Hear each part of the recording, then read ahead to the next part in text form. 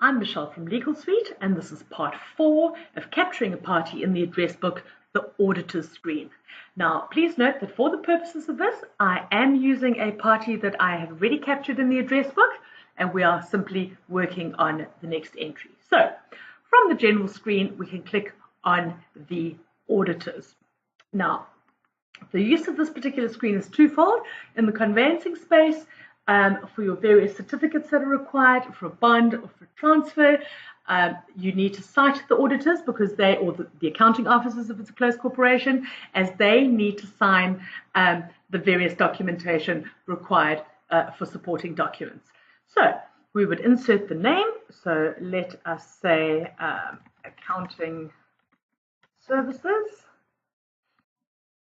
Okay, contact person, and their postal address.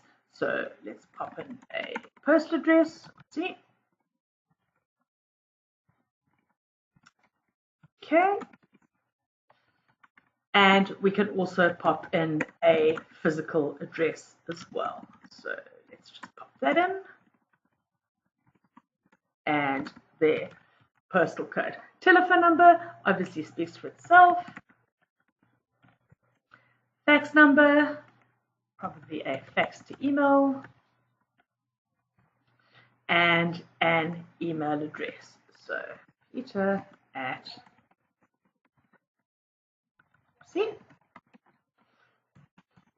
Now, in the litigation space, if you can't obtain a valid service via your or via the party's registered address, you can always use this address of their auditors or their accounting officers to obtain a valid service.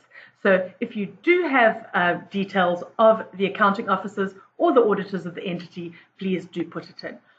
Just a quick note here as well, it is highly likely that an individual would have an auditor or an accounting officer, or at least somebody who looks after their financial interests. So if the person has, say, a bookkeeper or an auditor who does their tax every year and who has access to their documents, please feel free to put it in here as a sort of go-to person.